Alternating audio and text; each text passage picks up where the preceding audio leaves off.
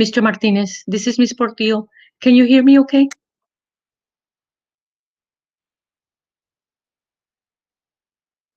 Mr. Martinez.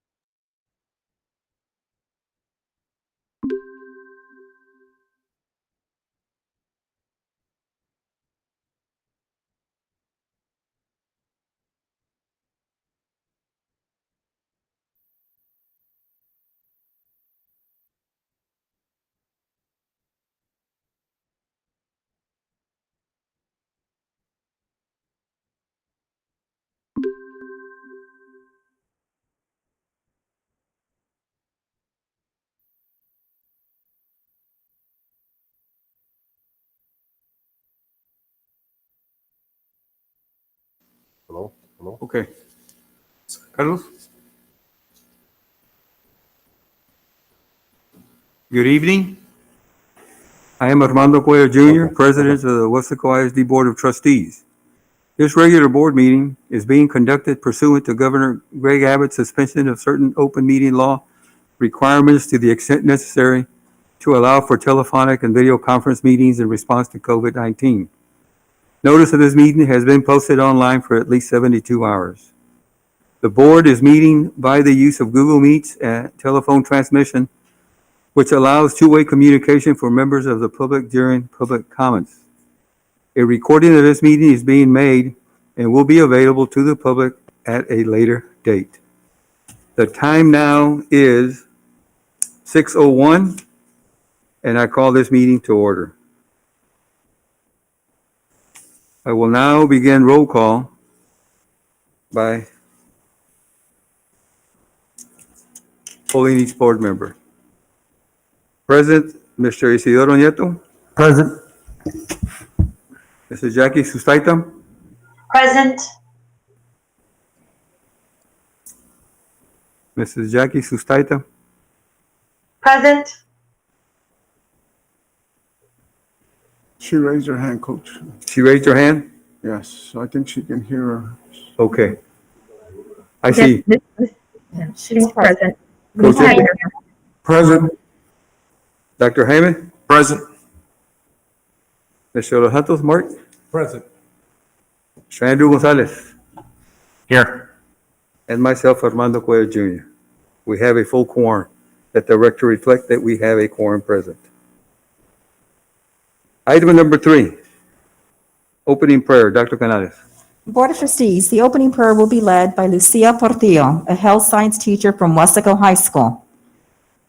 Ms. Portillo. Hello. Heavenly Father, we thank you for the accomplishments of 2020. We thank you for this day and for every blessing bestowed upon us. Ms. Portillo, 1 second. We need to open the mic.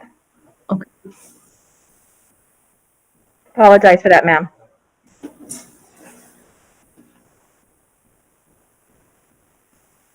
Can I go? May I start again?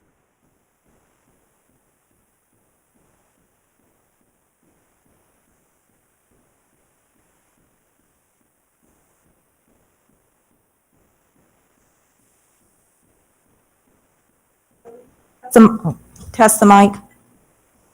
Hello? Hello? We can hear you. Thank you, ma'am. Okay. Heavenly Father, we thank you for the accomplishments of 2020. We thank you for this day and for every blessing bestowed upon us. We thank you for the gift of life, but most of all, we thank you for your love. We bring you the pain of those that have lost friends and family members. We hold them in our prayers and we entrust their families to you, and we ask that you carry them in their difficult moments. We come humbly before you to ask for all your graces and blessings today as we plan for all our students, parents, staff, and employees. Please open every part of our being to fully receive all your graces and blessings. Lord, may everything we think, say, or do always be for your greater honor and glory, and for the betterment of the Weslaco ISD community. We praise you, we thank you for hearing our prayers, and we ask all this in Jesus' name. Amen. Amen. Thank you, Ms. Portillo.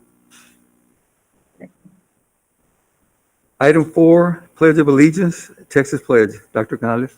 Board of Trustees, Natalie Estrada is a senior at Weslaco High School and is currently the Weslaco Panther Corps head drum major. She is the daughter of Pedro Estrada and Yolanda Cifuentes. Natalie plays the B-flat clarinet, bass clarinet, and she is a member of the honors band. She is also an active participant in the National Honor Society and Science National Honor Society and is currently ranked among the top 6% of the graduating class of 2021. Natalie plans to attend the University of Houston and major in dance to become a dance studio owner. So our Pledge of Allegiances for this evening will be led by Natalie Estrada. Ms. Estrada, thank you for joining us. Hello.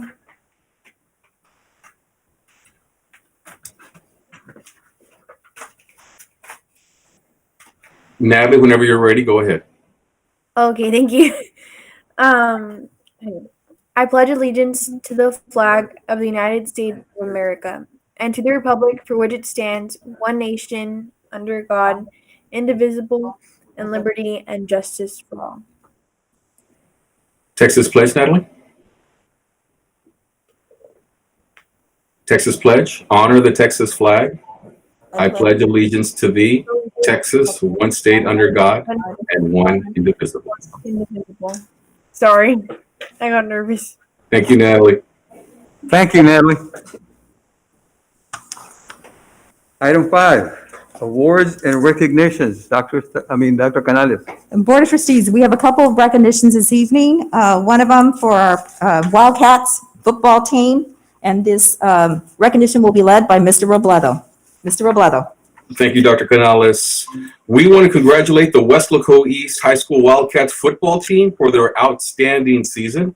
The Wildcats have now been in the playoffs for 14 straight years, one shy of a Valley record. The team went undefeated and outscored their opponents 184 points to 37 to claim the district title. Weslaco East continued winning by beating Victoria East 26-23 in the by-district game, and the Wildcats won back-to-back district and by-district titles for 2019 and the 2020 season. We would like to congratulate these young men and the coaches as well, and we're going to recognize them and also announce some honors for the football team. We'll start off with some team members. We have Adrian Juarez, Saul Garcia, Giancarlo Ortiz, Rolly Ramos, Prospero Garcia, Joseph Campos, Isaiah Espinosa, Jared Perez, Zayden Montes, Eric Tamez, George Guajardo, Tristan Montes, Pablo Gonzalez, Sebastian Caballero, Robin Gutierrez, Devin Mata, Joseph Perez, Isaac Gonzalez, Stephen Garza, Jose Zavala, Carlos Rodriguez, Bo Burgett, Nate Martinez, Kelvin Flores, Aiden Zavala, Gabriel Villarreal. Several players won distinctions, earning 16 5A Division I All-District honors. We'll start from the defense, earning honorable mentions. We have Noe Castillo, defensive lineman, honorable mention. Joe Lugo, outside linebacker. Carlos Roman, secondary. Pedro Espinosa at kicker. Marcus Garza at tackle. Ivan Ordonez, tackle. And Diego Ruiz at linebacker. Those are our honorable mentions. Let's take a look at some all-district second-team honors. Players on the defensive side, we have Silver Rangel, inside linebacker. At safety, Josiah Chavarin.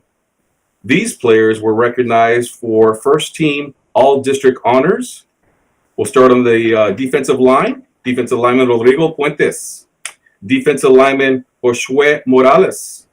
Defensive end Jonathan Granados, first team. Defensive end Leo Guerra.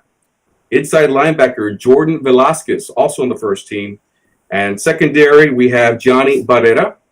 At safety, first team all-district, Sean Martinez. The defensive newcomer of the year, we'd like to proudly announce, is Jesse James Garcia. And the defensive most valuable player, Giovanni Barrera. Congratulations to the defensive players. The following players are from the offensive side. We'll start off with our honorable mention distinctions. In 16 5A Division I, we'll start off with quarterback punter, Javi Garza. Offensive tackle, Iram Cantu.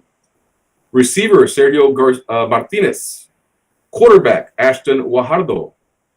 Fullback, Jesus Vargas. And fullback, Julius Gonzalez. Players to receive second team all-district honors. Offensive guard, Julian Gonzalez. Tight end, David Trevino. Receiver, Omari Bowen. Utility player, Jay Vasquez. Players on the first team, all-district honors. We'll start off with offensive center, Zeke Negrete. Offensive guard, Marco Ochoa. Offensive tackle, Robert Torres. Receiver, Edward Villalobos. Fullback, John Valadez. And at tailback, Gio Guerra. The District 16 5A Division I Offensive Lineman of the Year goes to Pedro Posadas. Congratulations, Pedro. And the Offensive Most Valuable Player for District 16 5A Division I is Avery Bowen. Congratulations, Avery. And Coach of the Year for the district is head coach Michael Burgett. Congratulations. Coach Burgett would also like to thank his coaching staff for the great effort they put forth this year. Coaches had to double up their efforts, not only with coaching on the field, but also with COVID-19 risk mitigation duties, because the staff was short 3 varsity coaches this year. These men definitely did a great job picking up the slack. Thank you, coaches, from Coach Burgett. Coach Burgett would also like to thank the athletic training staff, Javi Banuelos, Tony Munoz, and Gladys Sosa, for the hard work they did every day taking care of the athletes and dealing with COVID-19 related issues. Congratulations once again, Weslaco East Wildcats, on a fantastic season. Congratulations. And there were 2 milestones that were not mentioned in there. First of all, this is the first year that Weslaco East finished the regular season undefeated.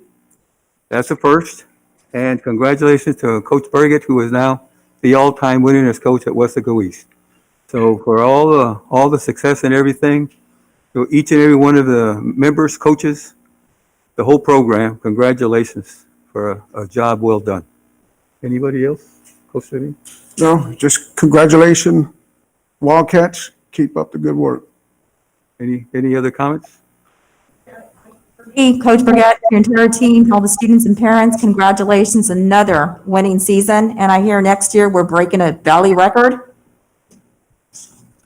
I think we're 1 year shy from it. The bar has been set. Okay. Next item is the A+ Employee of the Month, Dr. Khan. Mr. Robledo will lead us to this part. We started the A+ Employee of the Month this school year, and I believe this is our 4th one. So, Mr. Robledo. Well, this month, the recipient of the WISD A+ Award is someone who has worked tirelessly behind the scenes to provide our students with the most essential needs. When our district shut down last spring, this individual quickly mobilized her staff to ensure meal services to our students were not disrupted.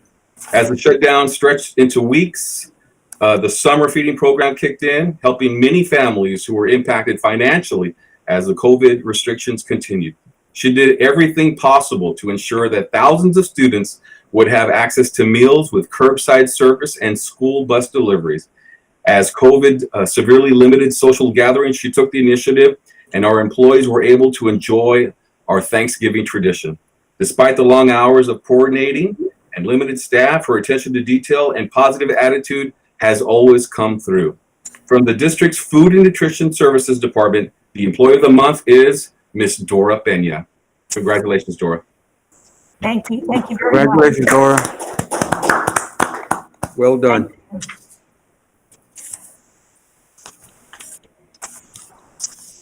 Move on. Item 6, recognition of WISD School Board of Trustees. Dr. Canales. Board of Trustees, every year we have the honor of saluting all of you for your work. We know that you don't do this job, anything with any reason but heart for attaining our district goals and making the best decisions for students and for staff. You do it for free without pay, and we appreciate that. So the month of January is School Board Recognition Month. And leading us through this recognition, I'd like to thank, before we started, Mr. Garcia, Ms. Munoz, Ms. Samantha Hawley, and the entire team at KWES and Communication, along with Dr. Sergio Garcia, who organized this event every single year for our district. So Board of Trustees, this is about you. Carlos Robledo, let's lead him through the recognition. Well, ladies and gentlemen, it's a privilege that we honor our school board members today. January is School Board Recognition Month, and we want to take the time to acknowledge their service to our school district. On behalf of our superintendent and all our departments and campuses, we present these plaques and gift baskets as tokens of appreciation. And I believe Dr. Garcia is there in the boardroom to hand out the plaques and gift baskets. And We have them ready, and we have Ms. Are we Holmes. ready to go? All ready to go? All right. We'll start off with President Armando Cuellar Jr. Coach Cuellar began his service. Well, this is his third year of school board service. President Armando Cuellar Jr.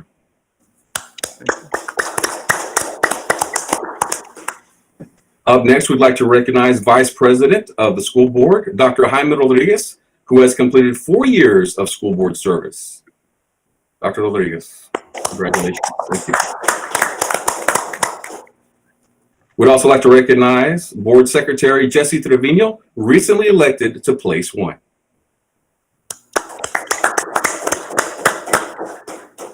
Serving for 6 years, Trustee Andrew Gonzalez.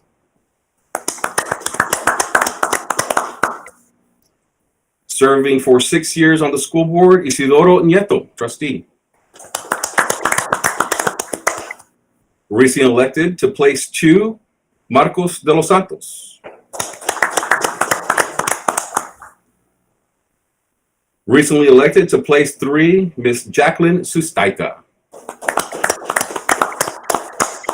Thank you very much, board members, for your service.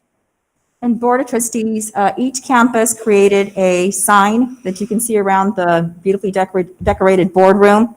The theme this year was Navigating to Success, and it's always sailing towards the success of our students. So all these beautiful signs, these posters are for you, Board of Trustees. Thank you so much for what you do day in and day out to promote our District 5 goals, our mission, and our vision. Thank you very much. Yeah, thank you all for the acknowledgement, and we do this because it's our passion, and on my behalf, it's been an honor to work with the trustees that were here, and now working with the new trustees, and look forward to a lot of really good things for WISD. Thank you all. Item number 7, proclamation for National Guidance and Counseling Week, February 1 to 5, 2021. Dr. Canales. Board of Trustees, this is our only proclamation for this month, and it's an important one. It's for our school counselors and for the guidance and counseling that they do throughout the year, and I mean throughout the year. So I'll go ahead and read the proclamation. Whereas school counselors are employed in our schools to help students reach their full potential. And whereas school counselors are actively committed to helping students explore their abilities, strengths, interests, and talents as these traits relate to career awareness and development. And whereas school counselors help parents focus in ways to further the educational, personal, and social growth of their children. And whereas school counselors work with teachers and other educators to help students explore the potential and set realistic goals for themselves. And whereas comprehensive developmental school counseling programs are considered an integral part of the educational process that enables all students to achieve success in school and prepare for post-secondary education.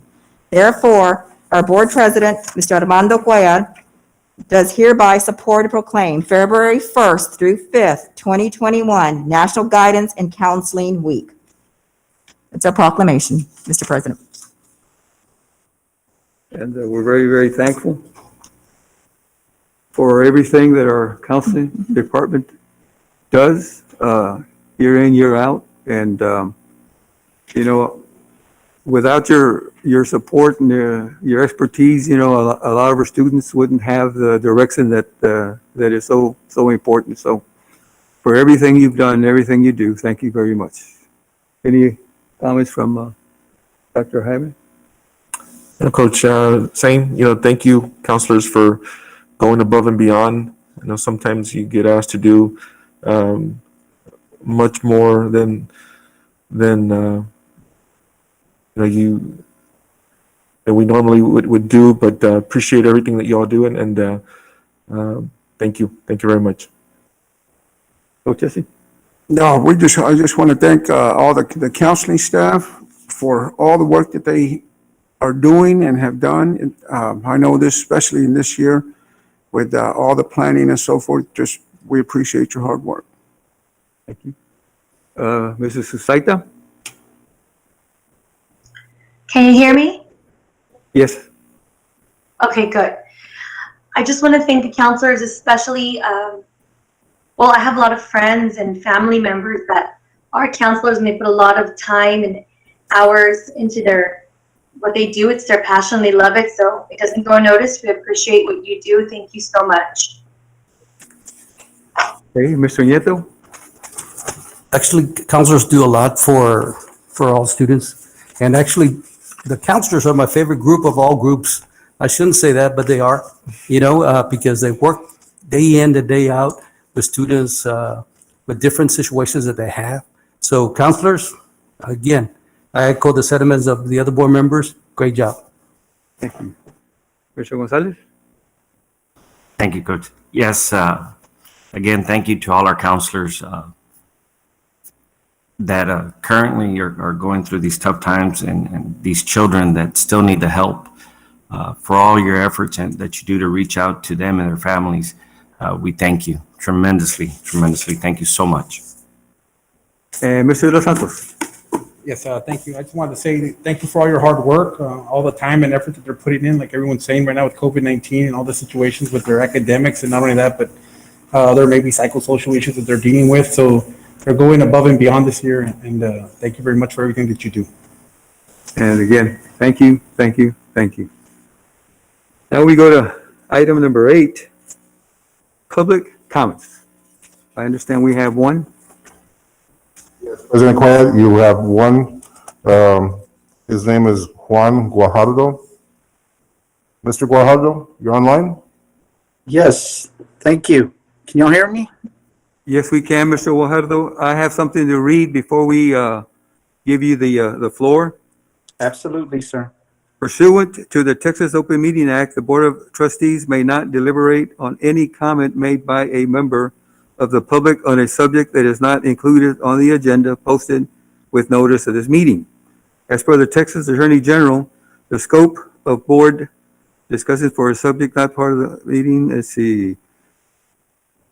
The scope of board, here we go. Discussion of a subject not part of the meeting agenda is limited to only a proposal by a board member to place the subject on a future board agenda.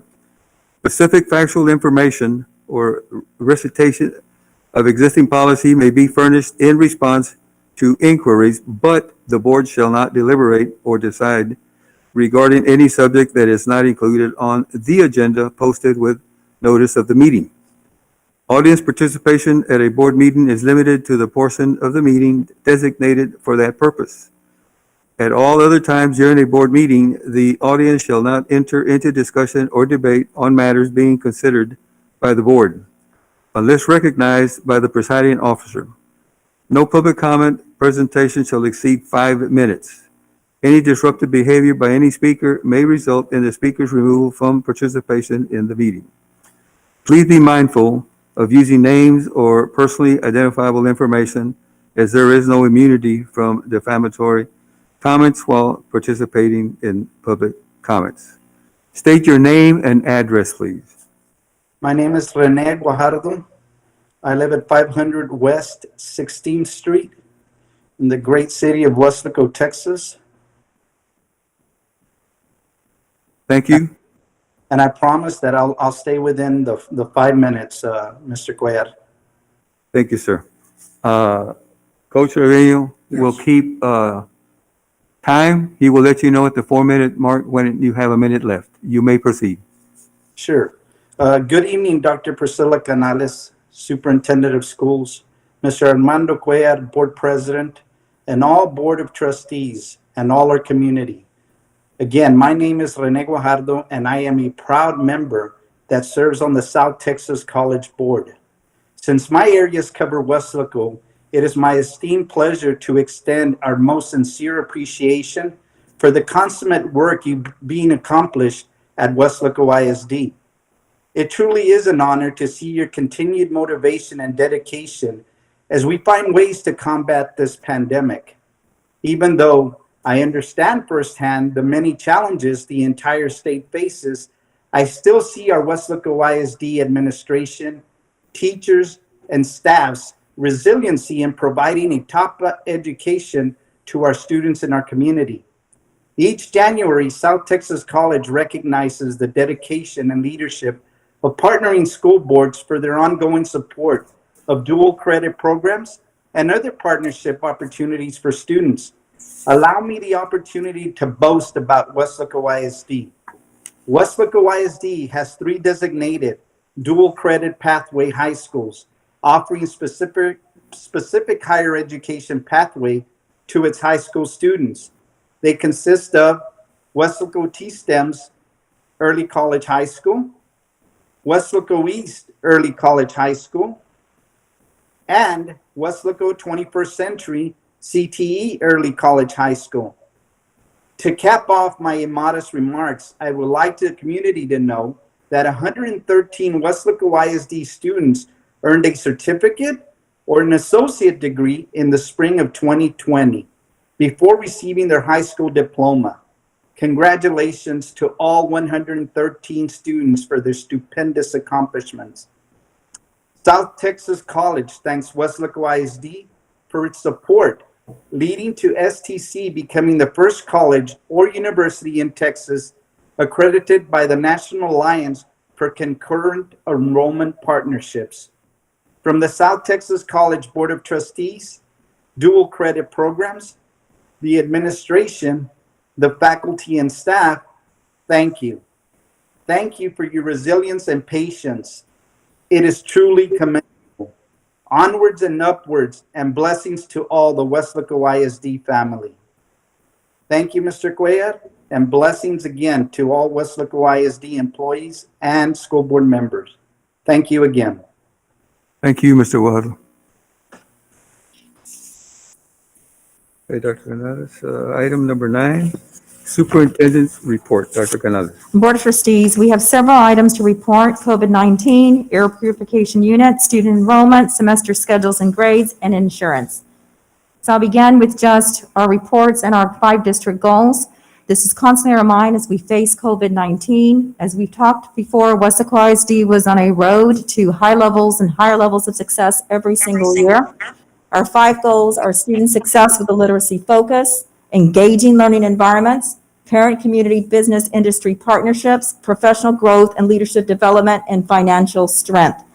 And as we experience COVID-19, we've had to talk about different ways, unique ways, to make sure that we're doing things that lead to the accomplishment of our goals. So just where we are with COVID-19, we do present these reports every time we meet. On December the 17th, but I believe our meeting was, well, I thought it was the 14th, but the 17th, we had 47,799 total cases, with 2,576 being active. That was before the break. As of today, January 11th, we have 54,600 total cases and 1,957 being active currently right now. I'm going to do the hospitalization. The hospitalization numbers from a month ago, they are up, 255 back in December, 395 as of today. The active ICU are also up from 82 to 114. We're also keeping track on a daily basis what's happening in our county. I thank Ms. Susan Kaufman and Dr. Garcia's department for keeping track of this. So you can see on December 28th, there was 20,471 active cases. January 10th, yesterday, 14,043 active cases. So it's just data that we look at to just as we decide and we plan, not only alone, but with Hidalgo County, any conversations we have to have with TA and with our colleagues in other districts. This is our trauma service area hospitalization, and you can see we're above as of January the 9th, we're above the 15% threshold that Texas Education Agency has alluded to looking at when making decisions for specific areas across the state. So we're very mindful of that, and we keep tabs on that. For our dashboard, this is as accurate as we can get. I thank Mr. Martinez and his team for keeping this up, even with the other issues that we're facing with technology. So what's been reported on the dashboard is 30 staff positive cases. Many of those cases happened in the break. I can, get more numbers for you maybe in the update, and 3 current student positive cases. Of course, this is active right now. And here's a breakdown by schools, a summary by district. So it ranges from the high of 9 at one high school to some of the campuses still having 0.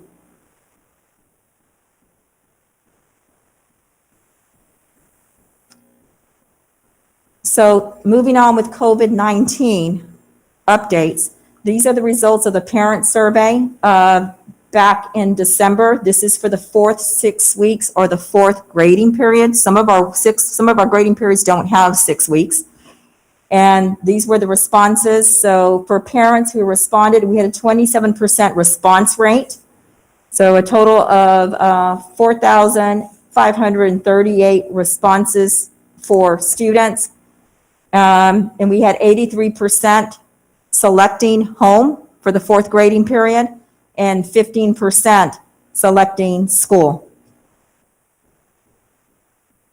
We are watching our campus attendance on a regular basis. This last week, you can see the counts there for Tuesday, the first day after the break.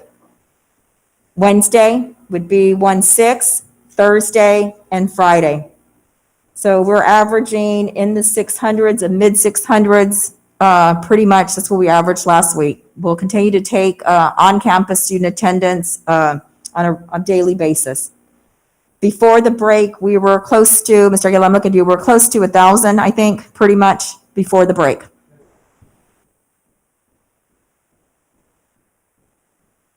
So that's the first part of the COVID-19 updates. I'd like to move on, and these slides are not in the order that I had them. I'd like to move out to the COVID-19 rapid testing project. And for this piece, I'm going to ask Ms. Kaufman to go through these slides and just tell me when to advance the slides, Ms. Kaufman. Dr. Canales, I cannot see the slides.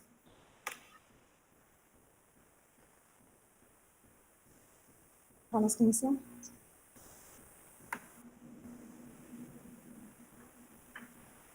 Okay, Ms. Kaufman, I'm deferring to Mr. Martinez. Okay.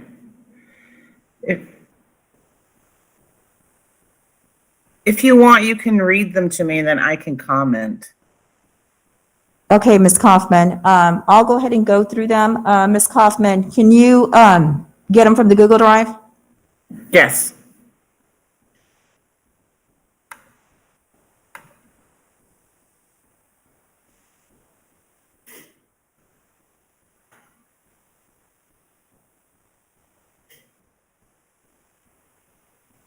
Okay, so the COVID-19 Rapid Testing Board of Trustees, Ms. Kaufman, I'll start as you pull that up. For COVID-19 Rapid Testing Project, testing will begin upon the completion of testing trainings for all RNs, LVNs, and campus administration.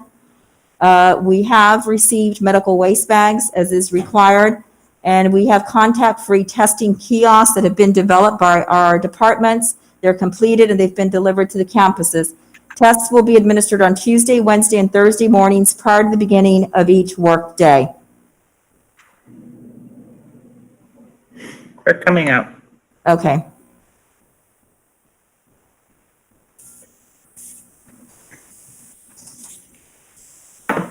Next slide.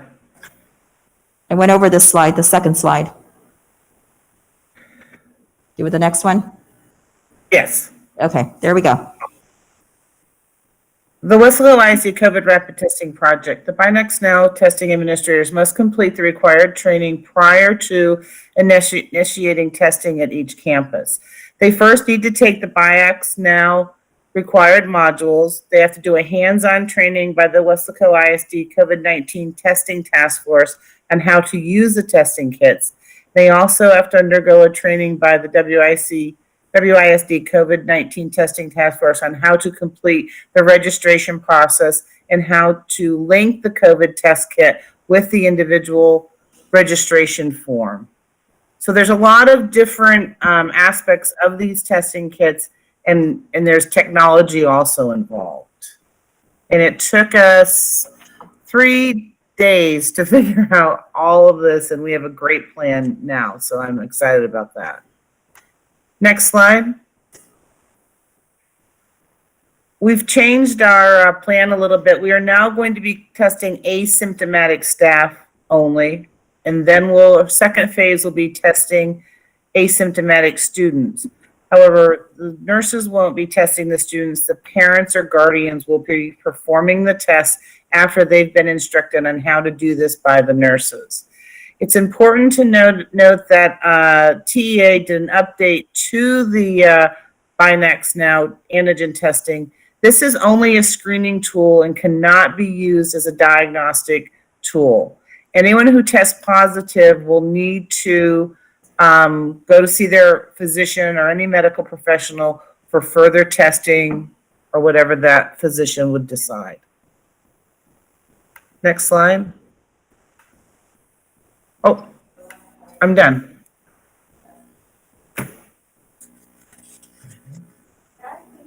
All COVID-19 update, Mr. Guerra, Board of Trustees.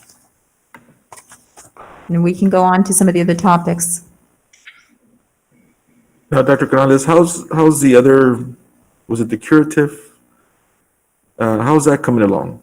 Mrs. Kaufman or Mr. La Rosa, do you want to give an update on curative? We're supposed to start on Fridays. I'll let Mr. De La Rosa or Mr. De La Rosa, do you want to chime in? Sure. Good evening, Dr. Canales, Mr. President. The curative will be ready to go by Friday at Weslaco High School.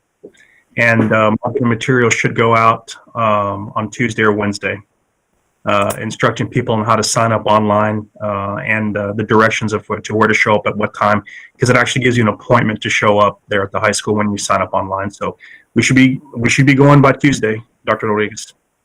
I'm sorry, Friday. Friday, and that one's going to be the PCR? That's correct. That's a PCR test. Okay. Thank you. Any other comments? I have a question. Are we just going to be having these in certain schools for a couple of weeks and then having it available for all schools, or what are we planning on doing? Which test are you referring to? The rapid test.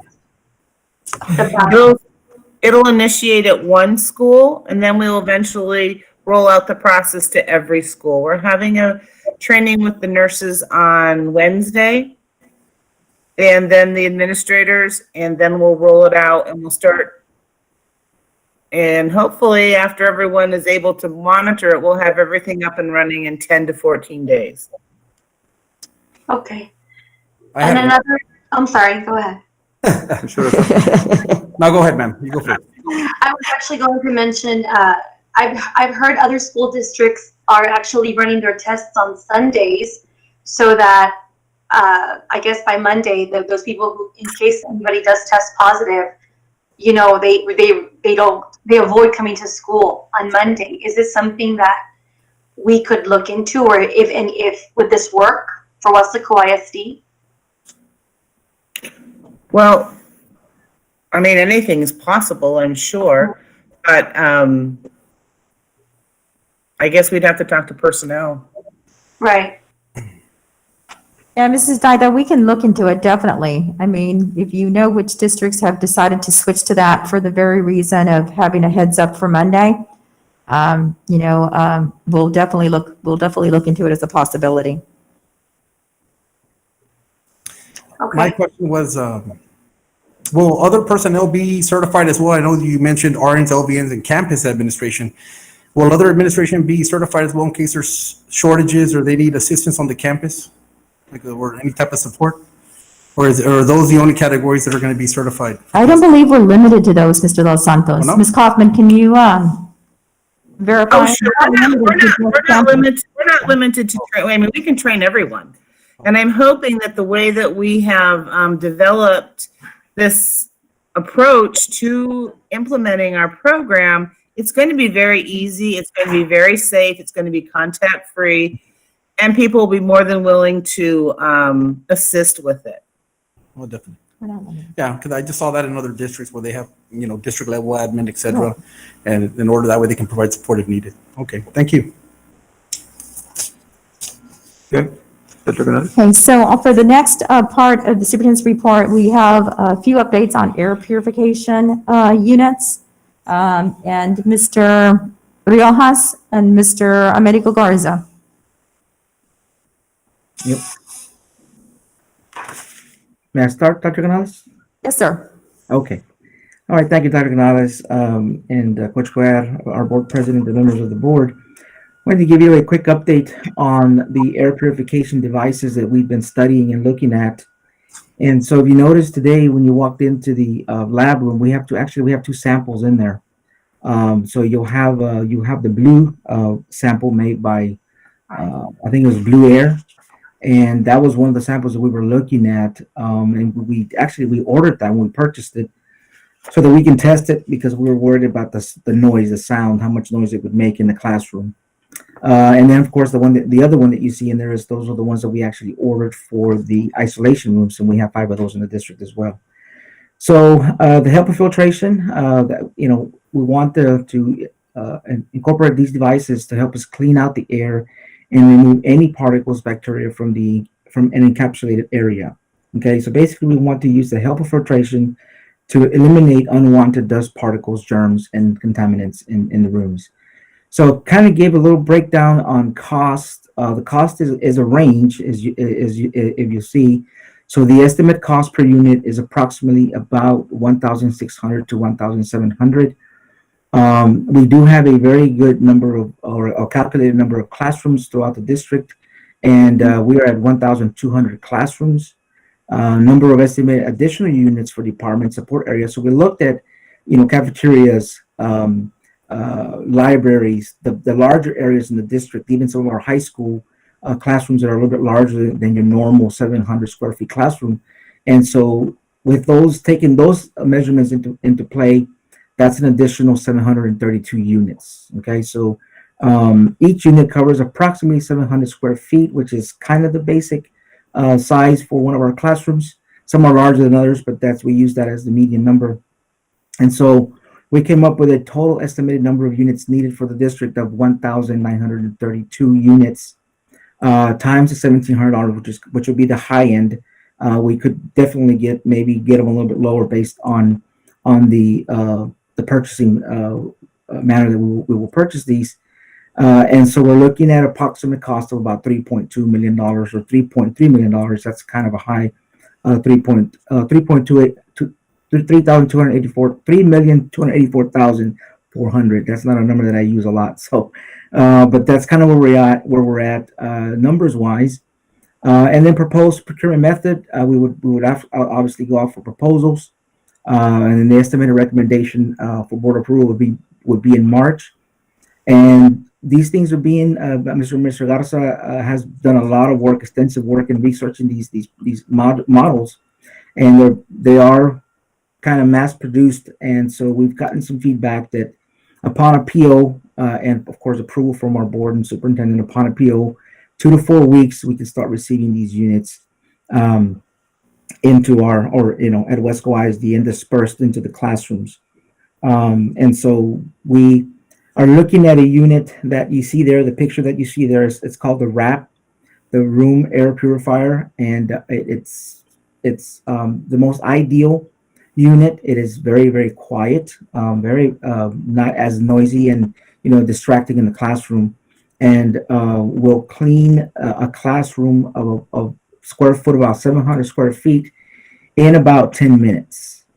Okay, so within 10 minutes of it being on, it will circulate the entire air in the area and shoot out some clean, disinfected air. And so that's the unit that we are recommending. These units are highly recommended by the CDC and the American Society of Heating and Refrigeration and Air Conditioning because it's a HEPA filtration. It's I think Mr. Garza is very comfortable, and if he's comfortable, I'm comfortable with the recommendation. And these units also, they do have other features that are very unique. They give you the options of adding a UV light system if we wanted to in the future, or bipolar ionization if we wanted to in the future. Those are additional features that you can incorporate into these units. But at this time, the unit that we're recommending is the HEPA filtration, and that's exactly what you see there. And so any questions, Dr. Canales or members of the board, for Mr. Garza, all right? Yes, Coach. Amount for 3 million, whatever Mr. Rioja said, do we have the money allocated in the budget, or do we have to utilize from fund balance? We may have to. I need to verify with Mr. Sanchez, who's on this meeting, so he can verify. Right, Okay. Mr. Sanchez? Yeah, the money not in the budget. We will have to come from the fund balance. That's what I thought. Okay, thank you. Coach Rojas, you know, this is the cost that you're stating here, 3.2 million. Yes, sir. That's the initial cost. What's the cost on, are these, I'm assuming these are HEPA filter. Yes, sir. How often do these filters need to be replaced? That's a good question, sir. So, Mr. Medico and I were reviewing that today. We're estimating that running these units pretty much throughout the entire school year, we're calculating about 200 days out of the year. I think we're estimating, sir, about every 4 years we would have to change out these filters. So they have a long lasting life as far as the filter is concerned. We haven't been able to get the exact cost to that filter, but on another note, the blue unit that we have, which we're not recommending, but just to kind of give you an idea, you can actually buy that HEPA filter at Home Depot for about $280, and it comes with a pack of 2. But that filter is a little bit different than the other unit than the unit we're recommending. But it kind of gives you an idea of what we're looking at. But the beautiful thing about it is that, again, it's pretty long lasting, and we think that we can get, based on what we know from these units and studying these units, that we can get approximately about 4 years out of these filters, and that's based on the life expectancy of these units, sir. I know that this is kind of our discussion from the last time we met. Yes, sir. The 3.3 million, we rounded up to 3.3 million. You're saying that we're going to have to probably look at our general fund. And I know we had just gotten an update on that in the last meeting that we had, and it's currently in our binder.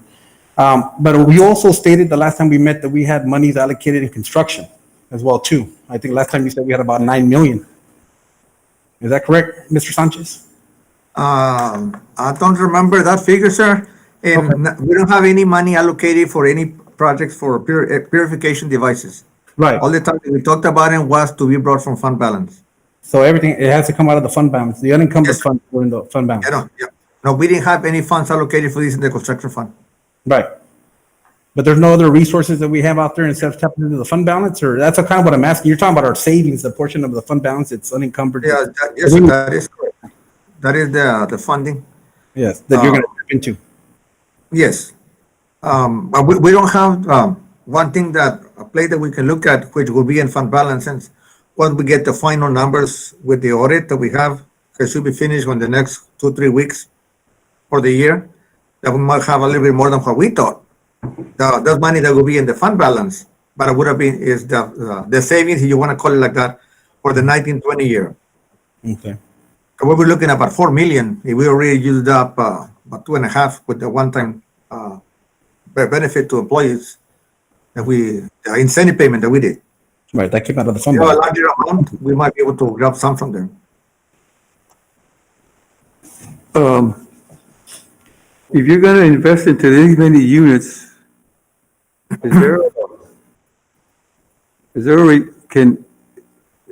you get a better deal per unit when you buy this much at one time? Well, one of the times, let me inquire, but correct? You want to make that comment? We're talking about $200 right now, but is there a possibility that when you buy these many units that you're going to get a better deal? We are hoping so, sir. By going out for a proposal, we have more vendors that can give us a price. Right now, we're looking at 1 or 2 vendors. I don't know how many vendors Mr. Garza and Mr. Rioja looked at, but there is a chance that we can get better prices. I'm hoping that we can get, I don't know where they got them, whether they're already looking at a large number, but when you go out for a proposal, you probably have a better chance to get lower prices. Mr. Garza? Yes, we're, good evening, members of the board, Dr. Canales. Yes, we've looked at one vendor, and it's a local rep. So the manufacturer of the units directed us to our local representative for this area, and they're the only ones that we've looked at for this unit. And if I may also provide some clarification, we've looked at 3 different units. The one we're recommending, we have not obtained the unit itself for review and I guess testing, if you will. But we're basing the recommendation on a unit that we do have, which is a higher capacity unit that we obtained for the isolation rooms. And that unit is in the technology training lab right next to the boardroom. But just to answer the question, we've looked at only one vendor, a local rep of each one of the units that we have. This is Andrew. Coach Rojas, good evening. Yes, sir. I know previously, and I know you touched on it, that these machines, if we wanted to down the future, add the either the UV or the ionization to it. But how much cost difference is it if you do it to the HVAC system, which y'all had previously brought before the board? Is there more cost savings going this way, but at the same time, still providing the safety for the students and the staff? I think, thank you, Mr. Gonzalez, it's a good question. I think that looking at the devices, and actually, Mr. Garza and I were talking about that today, and just, comparing and contrasting the two, we feel that this is a better option with this portable device because simply it's in the classroom, teachers can see it, they can tell if it's not working. It's got a light switch, the light switch is on in case there's something happens. The light switch will probably be off or it'll have a blinking light. When you put it up into the air system, into the AC systems up in the roofs, there's no way for us to tell. And so it takes a lot of manpower and time and resources to get up there, check them, figure out what's going on, change filters, things of that nature that are going to be more time consuming, more costly. I think these units are, I really feel that these units are a better option for us, Mr. Gonzalez, because of that, because they're visible, you can see them working, you can, again, like Mr. Garza said, the unit that we have as one that we're basing our decision on is larger than this unit here, and at 500 CFMs, it's very low distracting in the classroom, in my opinion. It's you can barely hear it, but you can hear it. It's kind of giving you a real nice soothing sound, if you ask me. But it I think as a teacher or a student in the classroom, I think that it would not be distracting, opposed to the blue device that we have is that we also purchased as a sample. I mean, you can hear the difference right away. Thank you, Coach. Yes, sir. Thank you, Michael. Coach Jesse, with your company dealing with the disinfecting and sanitizing for the COVID, have you seen these machines at all by any chance? Or seen them work where you've been? I've seen the blue ones. I've never seen the white ones. Well, just the other previously when you presented it, Coach Rojas. Yes, sir. But I've seen the blue ones. I've seen the blue ones. When there's been a fire, and for smoke purposes to remove the smoke and things like that. So that was going to be my question to Coach Rojas. Yes, is how does a white unit measure up, or how does a blue unit measure up to these white ones? I know at one of the previous workshops, those blue ones were about $600 to $700, if I'm not mistaken, and I got to I didn't even know if it was on or not. I mean, it wasn't very loud either, the blue one, but it's a big cost difference. And are we only looking, for instance, I know this white one clears up a room or purifies a room within 10 minutes. Mm-hmm. What about the blue ones? The blue ones, they have a dial, if you will, where the faster you turn that CFM, of course, the faster that you will clean out your room.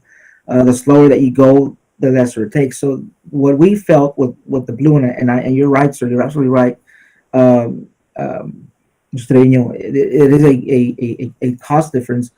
But what we felt is the blue one, when you turn it at the CFM of at least clearing out a room in 12 minutes, but 700 square feet, it's pretty noisy.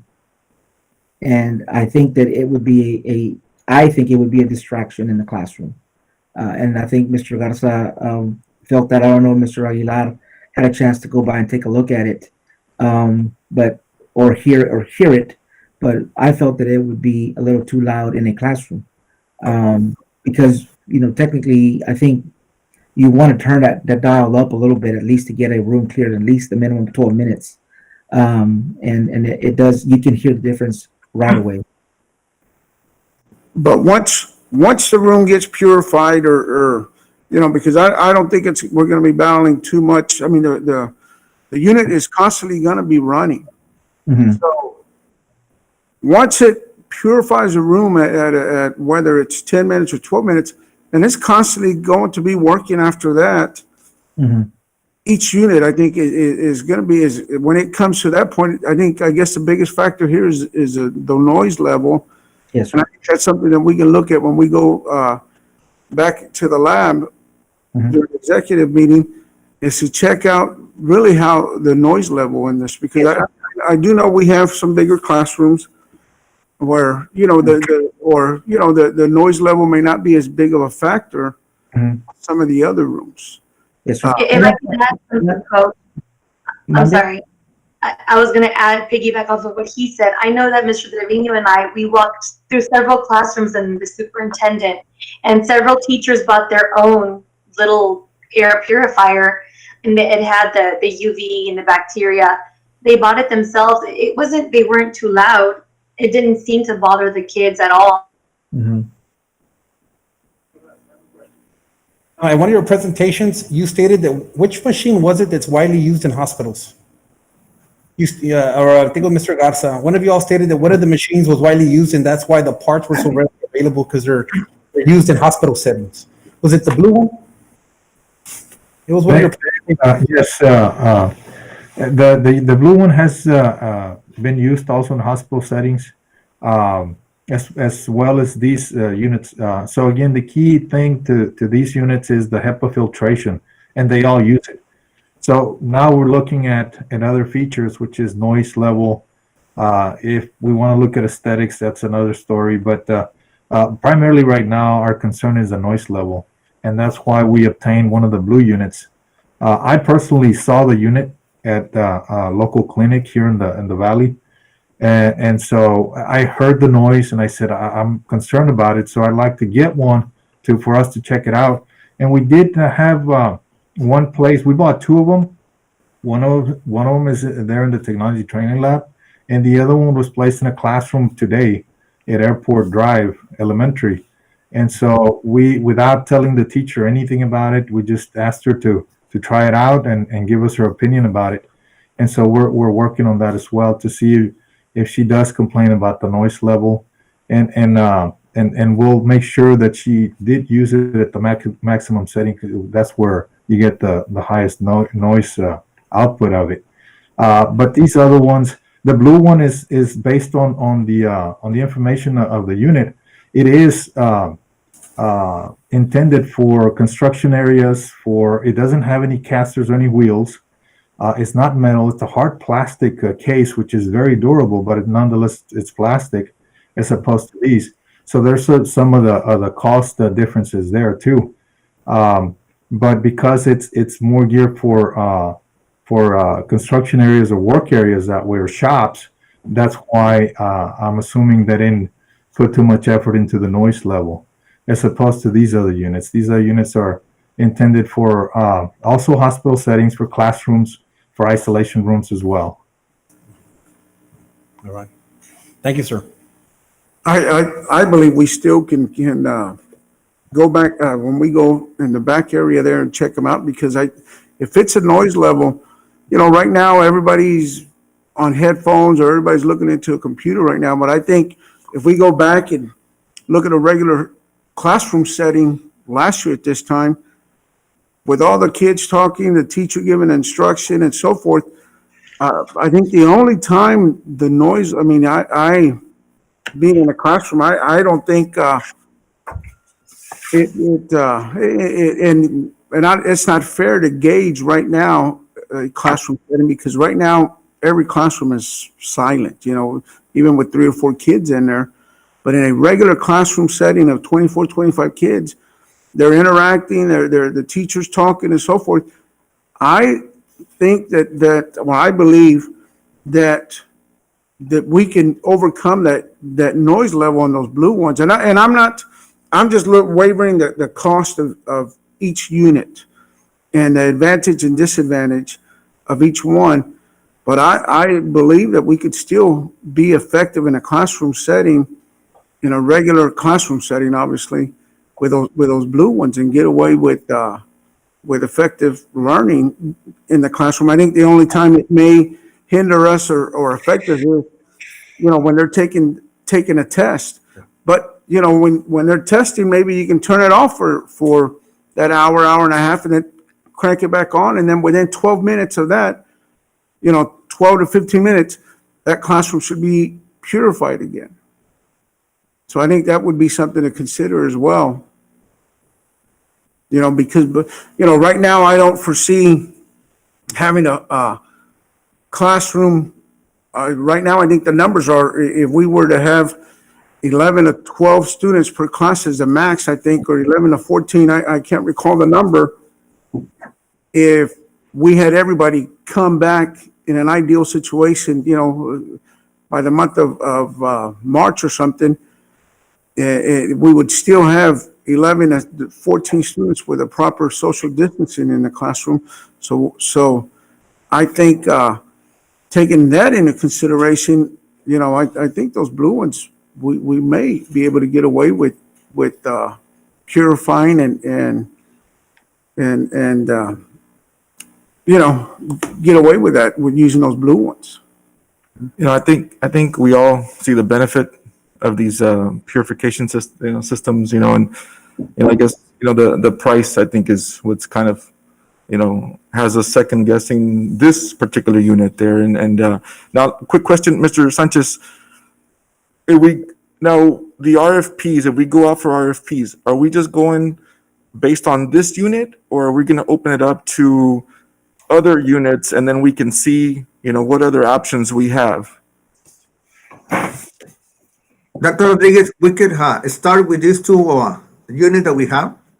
And when you go out for proposals, you specify what you want, but you cannot restrict it. So you say, we want this brand, this model, or equal. So a manufacturer or another vendor has something that they consider similar, they will provide it. For that, we ask for, when they send us something that they think is similar, to give us the specification. That way, Mr. Garza, for example, can check them and compare whether they're good or not.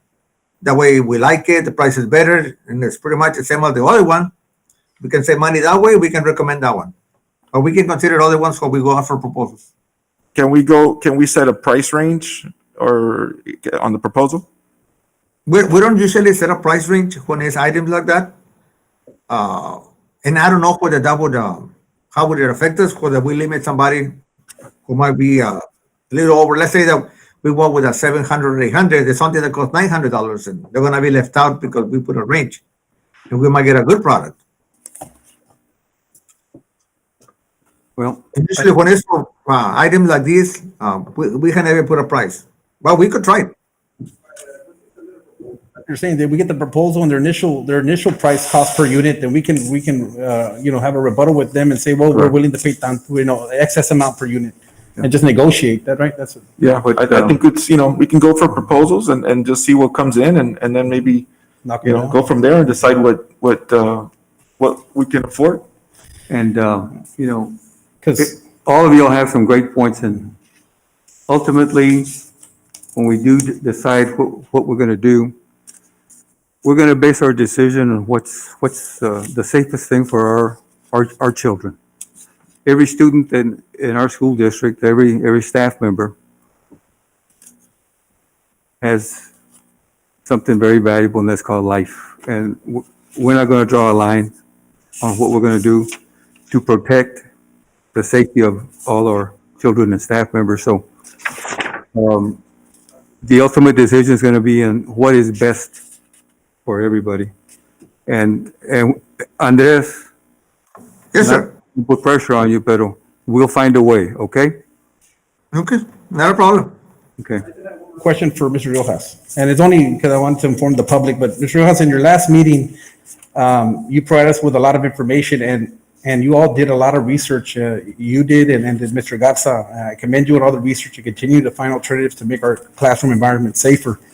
But this option with the mobile units is much more affordable, and it's something that we can implement across the entire district, like you said, the number of classrooms, compared to modifying rooftops, right? The rooftop option would be more expensive, difficult to find the materials, and we wouldn't be able to impact the entire district all at once within even a school year. Is that correct? Yes, so that's a very, very good assessment there, sir, because like I mentioned earlier, these units, they're being mass produced. We have Mr. Garza and some of his staff members. I mean, we're calling like crazy, trying to get information on these units, and so we have determined that they're being, produced at a pretty high rate. We're able to get them here. We're able to put them where we need them.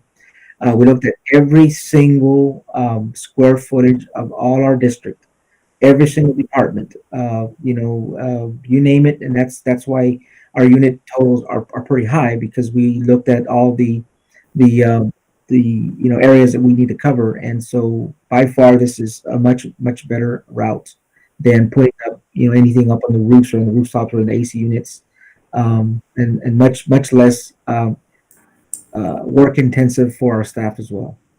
Great job. If I can add, I was cut off, sorry, earlier. I lost my network connection. As we walk through the schools and some of the teachers bought this, I know this is just a good measure. It's a good thing. The teachers feel safer just having one of these in the classroom. And that's what we want. We want everyone to feel safe. We want the parents to let them know that your kids are safe at school. Teachers are feeling safe with these in their classroom, even though it's the little ones that they bought themselves on Amazon or Walmart. I have one here at home with the UVC, and they work great.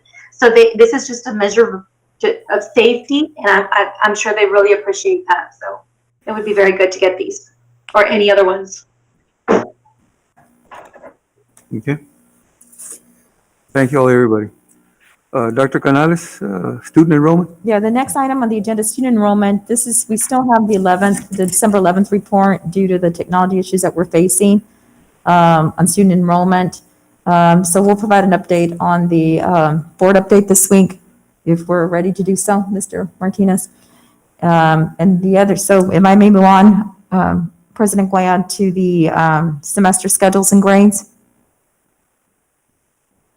Just inform the board about what's going on with semester schedules and grades.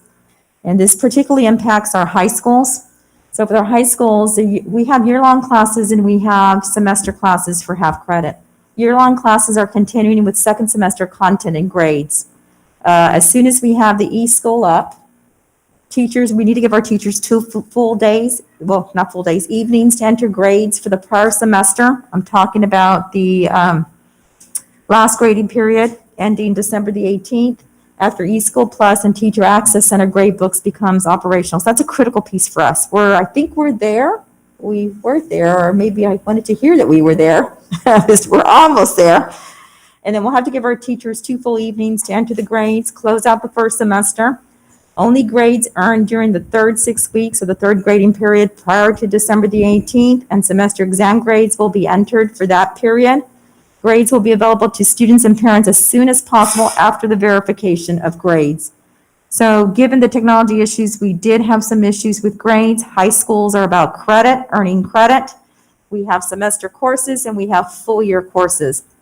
So high schools had to do some instructional modifications for this semester. Full year courses, again, English 1, math courses, a lot of the other ones are not impacted. The ones impacted are the 0.5 credit courses, the semester courses. The official calendar start date was Tuesday, January the 5th, 2021 for the second semester and for the fourth grading period. The second semester rosters and classes are available today. So we were able to, even with the issues, figure out how to develop those rosters by today. There was some instruction that was missed for the half semester courses. And so some students missed 1 day, some students missed 2 days for those half semester courses. And we will implement instruction, TEKS-based instruction on asynchronous Fridays. Remember, the high schools have the hybrid. I do have the high school principals available if you have any questions, but this is just more to inform you. The tech issues led to some problems, particularly for our high school, when it came to closing out grades for the fall semester and starting the 0.5 classes, the semester classes, this second semester. It's just to inform you. And the high school principals are available again. My question comes from my own high school kids, and it has to do with sports, though. Because, they want to know, you know, the whole pass and play thing. Are the grades that are being used, is it from this last 6 weeks or the previous 6 weeks? It's from the grading period leading up to, so it'd be the third grading period, the third 6 weeks period leading up to December the 18th. Okay.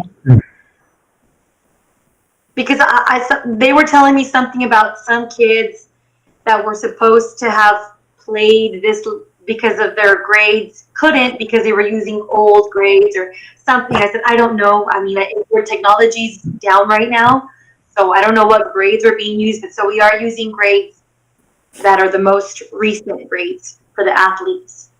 Right, we're trying, yes, once we get each school up, we'll finalize the grades, we'll know where they stand. And we've adjusted the UIL calendar for our athletes and fine arts students who may be involved in UIL competition and others. And so, Mrs. Stein, if you'd like information on that, I can see him from here, on the screen. Mr. Riojas can explain. He worked with the 2 high school coordinators for athletics and our high school principals to figure out how to get that done. We had an option A, and then we had to move to an option B for that. Yes, ma'am. Dr. Gomez, would you like for me to respond? Mrs. Stein, would you like more information right now?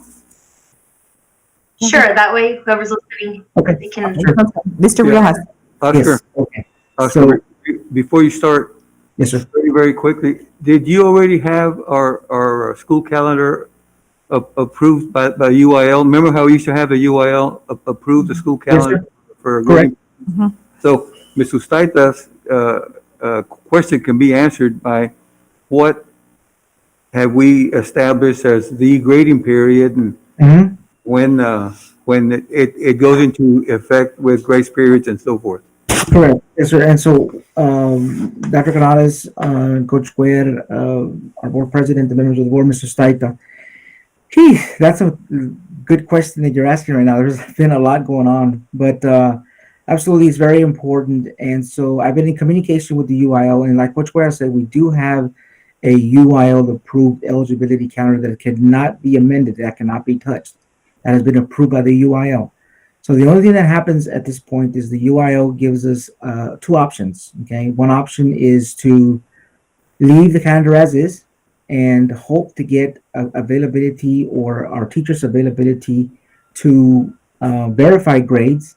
And we know that we want to give our teachers sufficient time to verify grades. And then at the same time, give them enough time to post grades. And then at the same time, allow the kids enough time to work on any incompletes that they may have, which is what Coach Cuellar is right. That's called the grace period. And normally by UIL rules, you have a 7-day grace period. Okay, so today, January the 12th, which is tomorrow, is the end of the 7-day grace period for our calendar, okay, based on grades that may have been inputted on the last day of school, which was December, the third 6 weeks.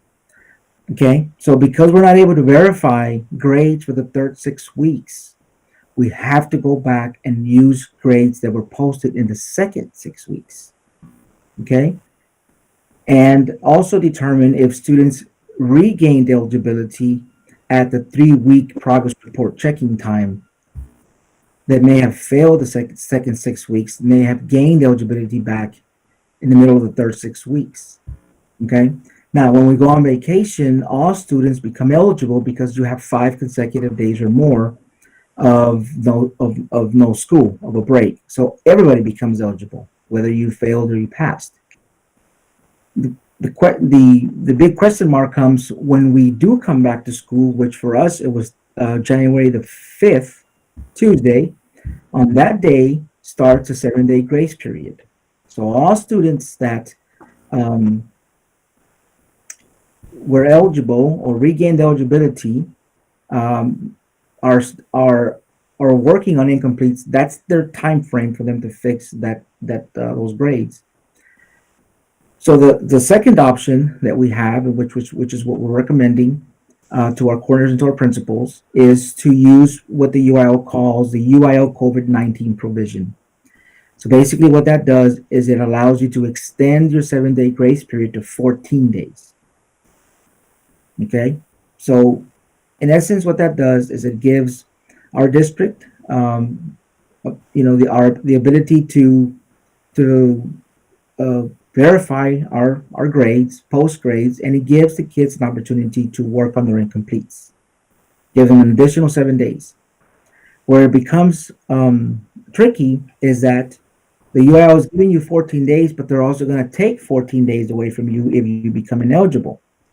So the provision says that we would allow for the 7 extra days, and I know it's a lot, and then probably best if I show it to you guys. But if you allow through the additional 7 days, then we would go through January the 19th, okay, of incomplete. Okay, we would check progress reports on January the 22nd, which is when progress reports are already scheduled to be checked. Those kids that are not passing or did not regain eligibility you're now going to lose them for 14 days, which means they don't come back until February the 5th.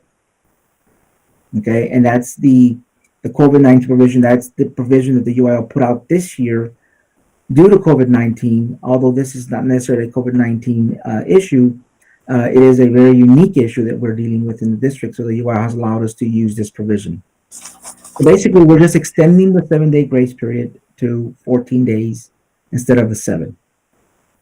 Okay, I know that because of the technology issues we're having, parents and students they can't check online to see if their kids are passing or not.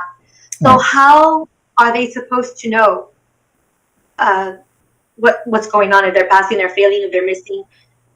What are we doing? Well,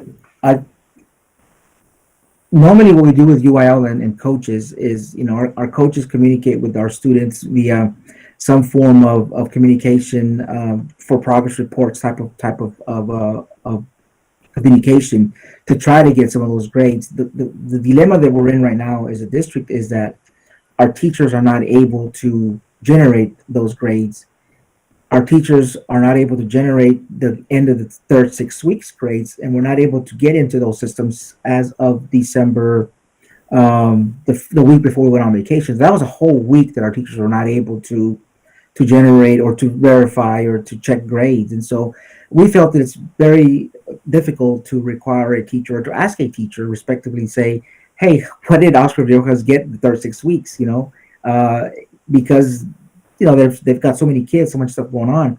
I think that we would put too much undue stress, needed stress on our teachers already than they already have. So we decided that was probably not going to work. And then that was in communication with our principals, with Dr. Gamboa and Ms. Morales. I've been visiting with them, since all of this has started to happen. And so, it's very important that our principals, because they're kind of the lines of communication for their teachers, and so we want to make sure that we're all on the same page with this. And so you're right. I think we're not able to verify those grades, and that's the issue, and that's why we have to go back to the second 6 weeks. And we're looking at it with the teacher. That's of course the teachers. It's a lot for them, but I'm looking at it as a student because I have students of my own. Some of the kids that were not passing the second 6 weeks, but yet they knew, oh man, I'm going to start playing. I got to pass by December. And then they actually were passing.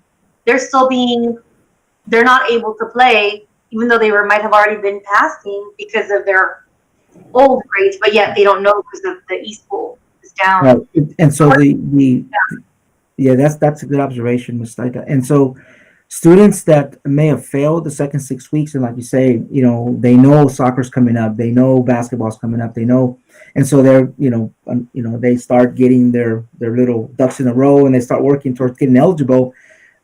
We should be able to tell if they were becoming eligible at the middle of the third 6 weeks, which is the progress report. If progress reports were checked at that time, which they were, and I believe, Mr. Martinez, that those grades we can view. If they were passing at that time all classes, including, of course, the ones that they may have failed, then they're eligible right now. They remain eligible until December the 19th, January the 19th, because of the extension that we have. Okay. But if they were not, and they failed the second 6 weeks, and they did not pass a progress report, then yes, right now they're waiting. As of Tuesday, when we came back to school, they become back to ineligible until we check progress reports on the 22nd. So it's kind of it's a tricky situation. And so I've been communicating with our coordinators. Coordinators have been meeting with the head coaches, explaining these things because unfortunately, it's something that's beyond our control. And we're trying to look at the calendar and find the provision that allows us to stay within the UIL parameters and make sure that we don't violate no pass, no play, which is a state law. Oscar, is it a double-edged sword then? Instead of regaining eligibility? Yes. Now it's gonna, Yes, so that's exactly right. It's basically the way I try to explain it to our coordinators, to our coaches, and believe me, we have looked at this upside down and backwards just to make sure that we're not making a mistake. I spoke to a parent today. He explained some things to her as well. And yes, so the UIL saying, I'm going to give you 14 days now, but if they fail, I'm going to take 14 days back, which is the 14-day provision. Yeah, so at the progress reports, if they didn't regain eligibility at that point, at the interim progress report, then now instead of regaining eligibility now because they're passing, here's at the 7-day mark, now it's going to take 14 days for them. Yes, sir. Yes, sir. Mm-hmm. Because we have good conversations with our high school principals, and we have to be very careful with giving the information on the grades, because now with the grading system, they carry a lot of weights, and everything is factored in through those calculations through eSchool, that we don't want to provide inaccurate information or provide inaccurate grades to our parents. So we want to be sure that the grades that the students do receive are accurate and they reflect that once we have our eSchool system is up, because we have been discussing that and the weights that go into play when all of that is factored into the grading system. And I have I will provide our board of trustees with an update this Friday, very detailed and explained, so that way, if you have any questions, of course, if you have any questions at the time, Dr. Canales, we can definitely answer them at any time. It's a very, very complex and tricky situation, as Coach Cuellar and Coach Trevino know, and then implementing the provision of the 14 days. We do have some programs that are gonna consequently, I think, suffer.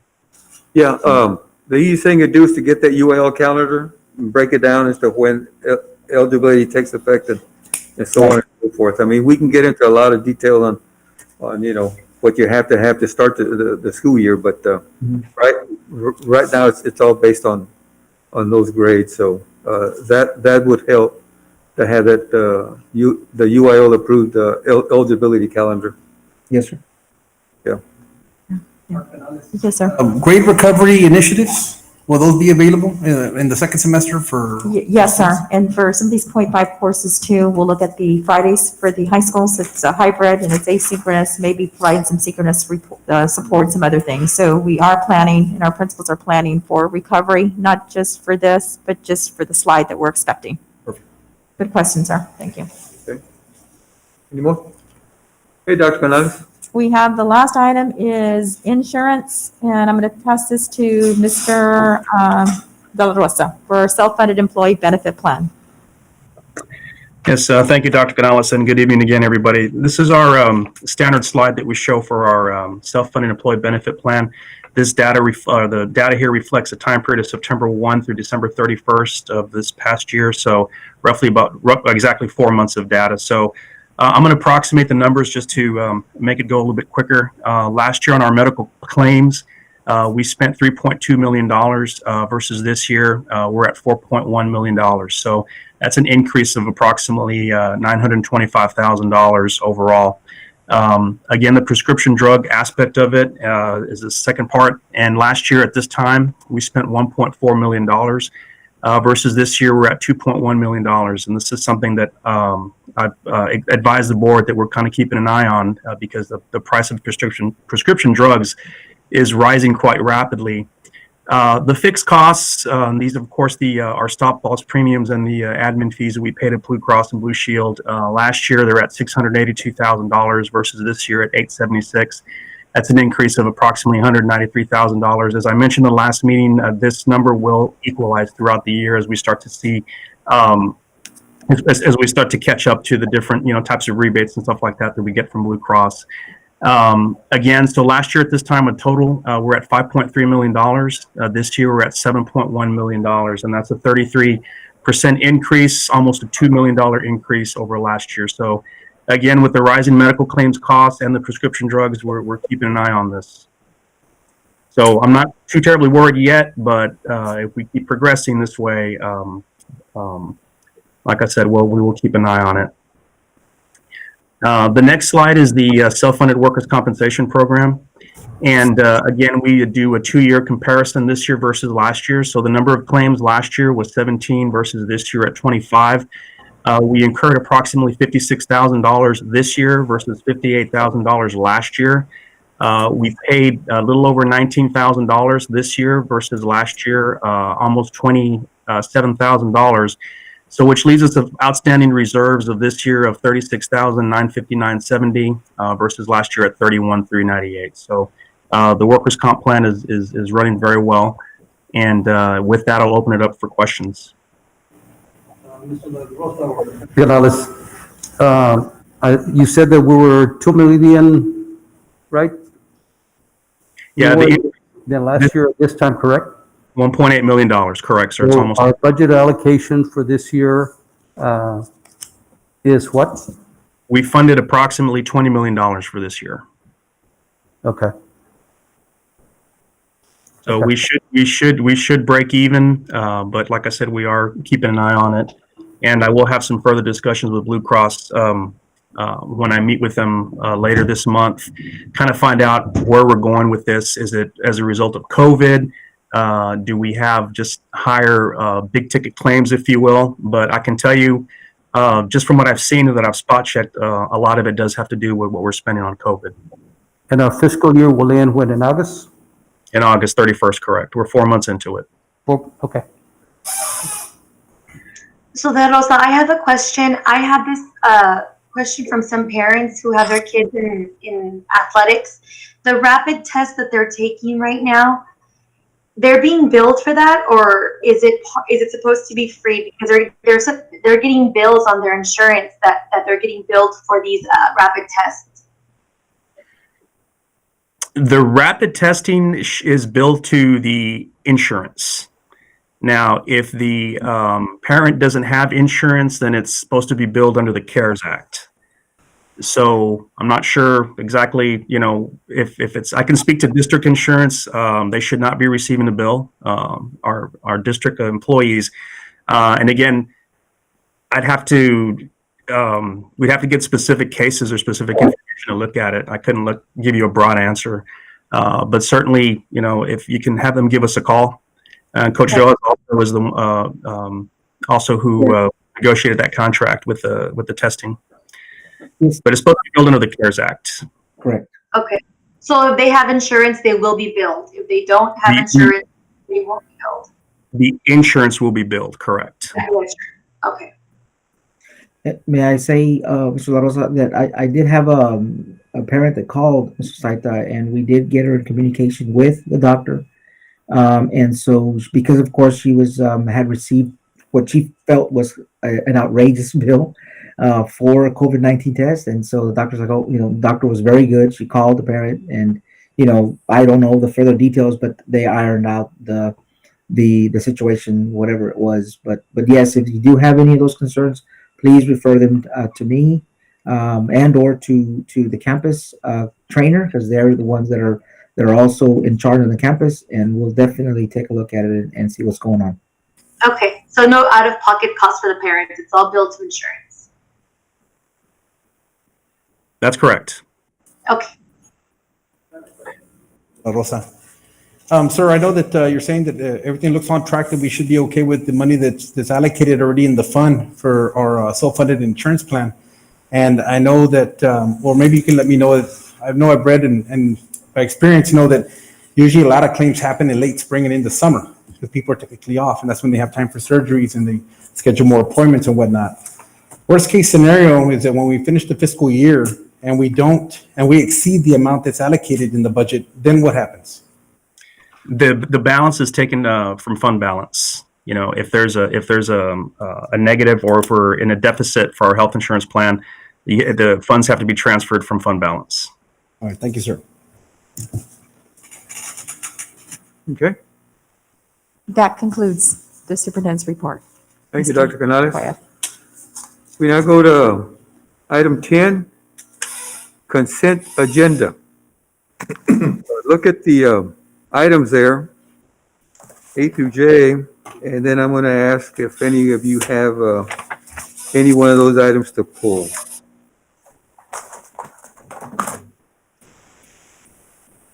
Mr. Nieto?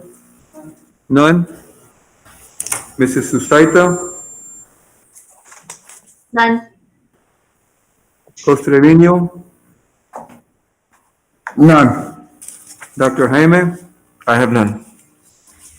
Mr. Los Santos? I have none, sir. And Mr. Gonzalez? None, Coach. Thank you. Okay, do I have a motion for approval? Motion to approve consent agenda? Okay, Doctor? And second by Mr. Gonzalez. Let's take a vote for your approval by saying aye. Mr. Nieto? Aye. Mrs. Staita? Aye. Mr. Costeño? Aye. Dr. Jaime? Aye. Mr. Los Santos? Aye. And Mr. Gonzalez? Aye. Okay, motion carries. Discussion items. Item 11. Okay, interim financial reports for the 4 months ended December 31st, 2020. Dr. Canales? Board of Trustees, this is a financial report, an interim financial report, and it has no action. Mr. Andres Sanchez will highlight some key points on this report. Mr. Sanchez. Yes, thank you, Dr. Canales. Mr. Choir, members of the board, on the financial report for the 4 months ended December 31, 2020, in the general fund, out of $175,776,721 budgeted for revenues, we have received $76,821,299. That represents 43.7%. For 4 months of activity, that's the equivalent of 33.3%. So we are a little more than budget right now. Most of them is related to taxes and the state funds. On the expenditures, on all the functions, out of the amount budgeted of $185,235,874, we have encumbered or expended $55,039,605. That represents 29.71%. And again, I said 33% is the the equivalent of 4 months. So we were about 3% less than budget as of December 31.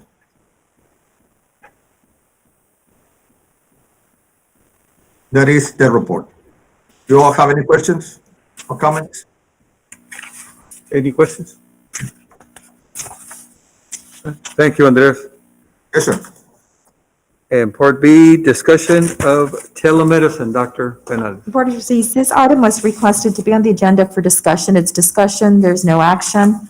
President Guerrero will turn it over to the Board of Trustees for discussion, and we do have Mr. Rosa and myself, and perhaps Ms. Kaufman that can provide any clarification at this time. I brought this up, and De Los Santos and I brought this up because it was, I want to say, maybe a selling feature that other districts have, where some parents feel that they can benefit from telemedicine if their child goes to the nurse and feels sick. This was just brought up as a discussion just to see what you guys think. Would it benefit our district? Just discuss. And I know I requested this one to be on the agenda was because we brought it up in our COVID-19 workshop, and we brought it up in the small workshops that we've had here that haven't been on camera. And one of the reasons that I was telling Mr. De La Rosa about this is because I'm looking at our competition. I'm looking at what other services are they providing, not only to the students academically, but what services are we providing to parents? And the telehealth, telemed option is something that I think would benefit everyone, especially in these times with COVID-19. When a parent gets a phone call that their child is sick, they have to leave work. And on their way to work, on their way to the school to pick up their child, especially with the pandemic that we're currently in, they're thinking, are they COVID-19 positive or not? Luckily, we'll have those rapid tests on campus so that we can at least provide them with a preliminary result. But then after that, then they also have to now lose time from work, make a schedule with the doctor, a local physician, the clinic that they go to, and then take the child in to go figure out whether they have strep throat, the flu, et cetera, and whatnot. And with telehealth and telemed, which is being offered in various districts throughout Region 1, there's also currently Mission just started their pilot program in January, and they're going to expand it to all their campuses. There's multiple districts that are already offering this. So when a parent gets out of work, so that way the public knows what telehealth is that when they go to the nurse's office, they can already log on and they'll be inspected by a doctor with the assistance of the nurse. And so when they're coming to school, by the time they get to school, their child might already have a diagnosis. One, we have the COVID-19 quick rapid test. And then after that, they may have flu, strep throat, ear infection, whatever the case may be. They pick up their child, and then the services, those telehealth services, will then also have the prescription ready for them at the pharmacy. So it's effective and it's convenient because we're not only is the parent, like I said, we're making that process easier for them, but we're also getting data back right there on campus. We already know as an organization, we know whether this child has a preliminary positive or negative for COVID-19. We'll know if they have some other type of diagnosis, whether it's flu, strep throat, ear infection, whatever the case may be. And that's even more, I think it's real effective for an organization to already have that data as well. It'll relieve stress on the parents, stress on the teacher, the students, the other students are within the classroom. And then also the campus will have also data as well. I've been researching a lot about it. There's companies and whatnot. And then there's also an area, I know one part of the discussion was from the last meeting was some of the pros and cons, and that people were responding was local physicians. One of the things was that somebody responded was that, well, local physicians may have a negative effect to their practice. But my thing is, and I saw this in other states, is that they actually partnered with local physicians and created a network that was provided on there. Because parents have the right to choose. It comes at no cost to the district, and parents then have a right to choose whether they opt in or out of the program. But I was just trying to just come up with ideas, how innovative, we got to be innovative to catch up with our competition. And like I said, we're not lacking anything. We just got to, keep adding to our inventory of services, especially parental.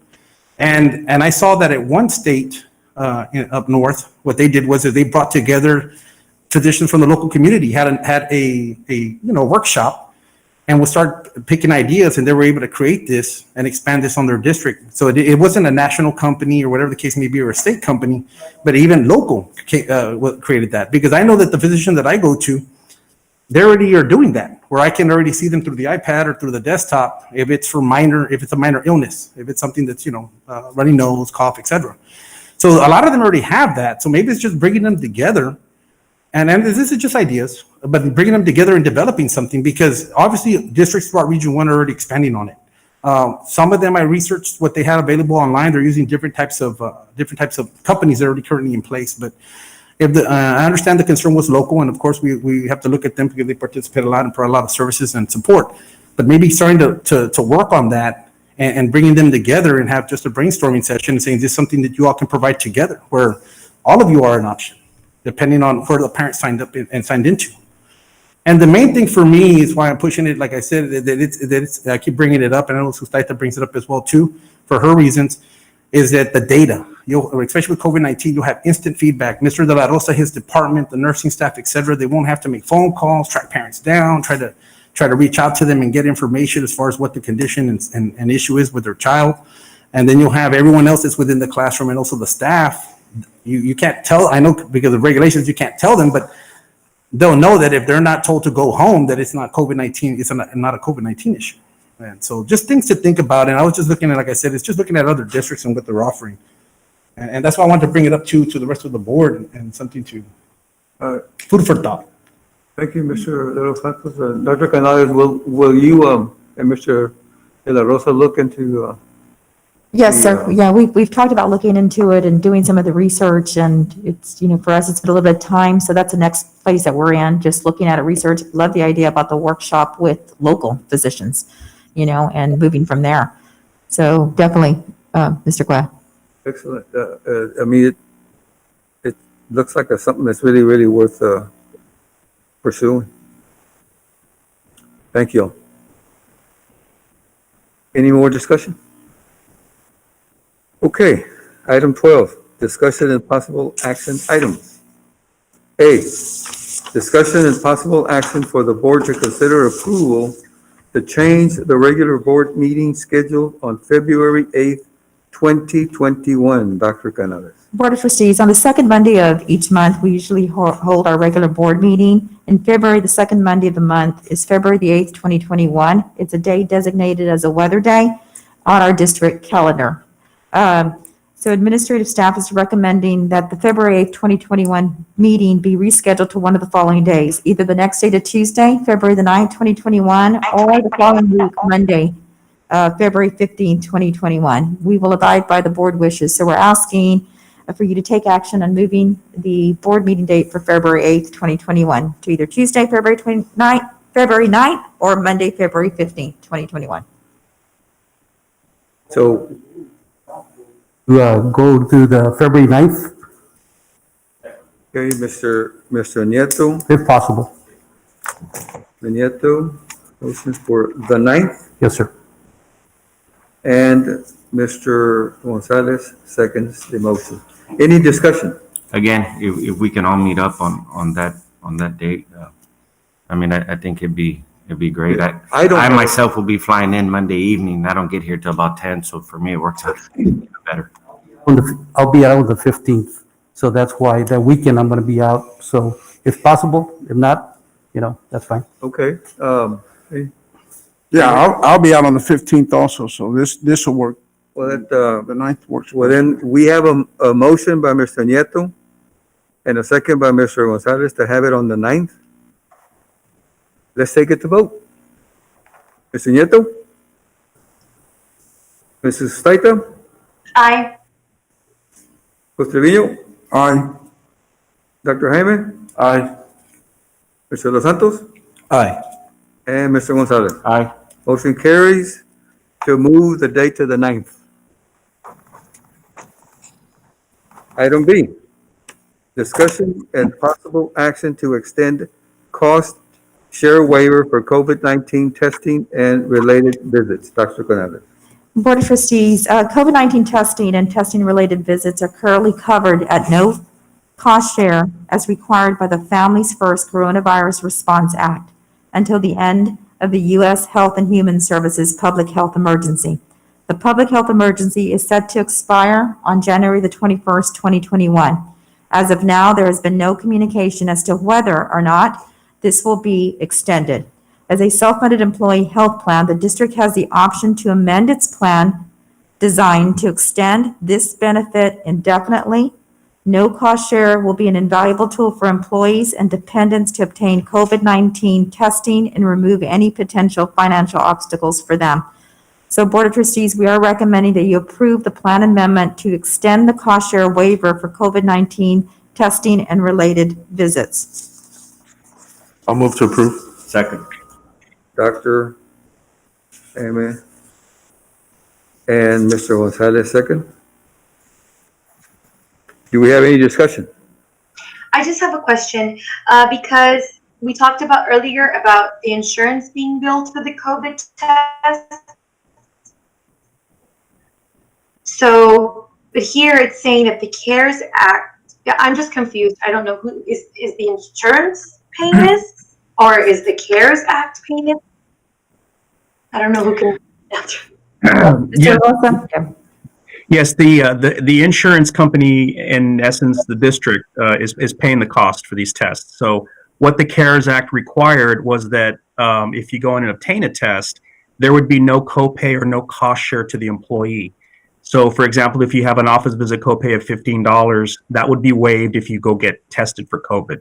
So that's going to, we were required to do that under the FFRCA. That's going to expire on January 21st. So unless we tell Blue Cross and Blue Shield to extend that waiver, then after January 21st, if you go get a COVID test, you're going to be charged a copay. So what we're doing is just we're waiving that copay for testing.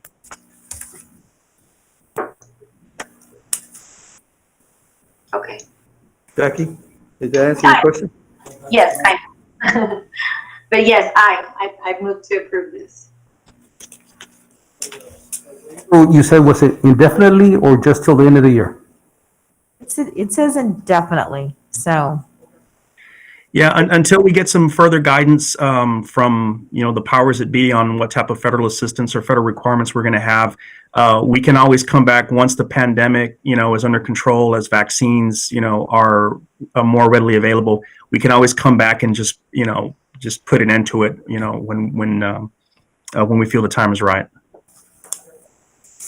and we'll bring that back to the board when we feel it's appropriate. Is that Mike?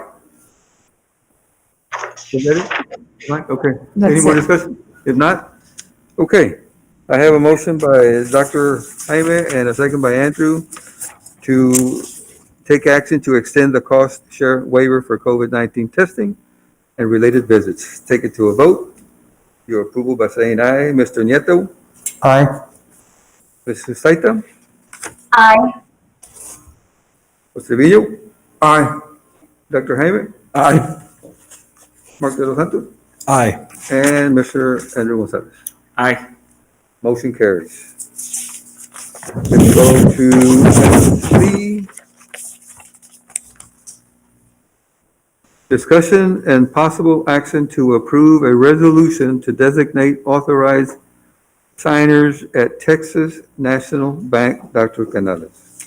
Hey, Board of Trustees, Trustee Armando Cuellar is a new board president. So Texas National Bank requires a board resolution to authorize who can sign checks on bank accounts on behalf of our district. The three individuals authorized to sign checks will be our board president, Armando Cuellar Jr., the superintendent of schools, me, and Mr. Andres Sanchez. So we ask that you approve the resolution to name all three individuals as to give them authorization to sign checks at Texas National Bank. Approve. Andrew? Who was second? Mr. Nieto? Okay. We have a motion by Mr. Gonzalez and a second by Mr. Nieto to approve action for the resolution to designate authorized signers at the Texas National Bank. Any discussion? If we have none, let's take it to a vote for approval. Mr. Nieto? Aye. Mrs. Estrella? Aye. Mr. Trevino? Aye. Dr. Hammond? Aye. Mr. Los Santos? Aye. And Mr. Gonzalez. Aye. Motion carries. Takes us to item 13, closed meeting to discuss personnel matters, Texas Government Code 551.074. 1, employment of personnel. 2, resignations. 3, deliberation regarding the appointment, employment, evaluation, reassignment, duties, discipline, or dismissal of a public officer for employment. Texas Government Code 551-074 and 551-071. B, deliberation regarding acquisition of real property. Texas Government Code 551-072. C, consultation with attorney regarding A, pending or contemplated litigation. B, a settlement offer. Or C, a matter in which the duty of the attorney to the Weslaco ISD under the Texas Disciplinary Rules of Professional Conduct, State Bar of Texas, clearly conflicts with Chapter 551 of the Texas Government Code, Texas Government Code 551-071. 1, student versus Weslaco Independent School District before a special education hearing officer for the state of Texas, docket number 220-SE-0320. 2, student versus Weslaco Independent School District before a special education hearing officer for the state of Texas, docket number 219-SE-0320. And 3, forensic audit. The time now is 7:51, and we will go into closed meeting.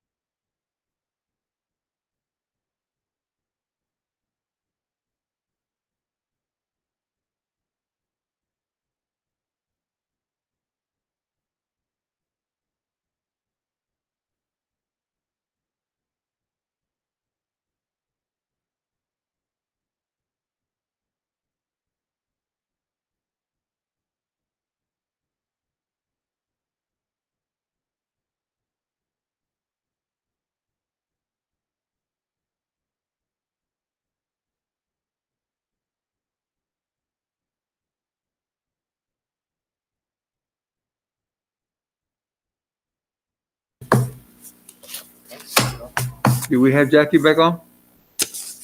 No, I think her computer's turned off again. I lost connection. What she put, Coach?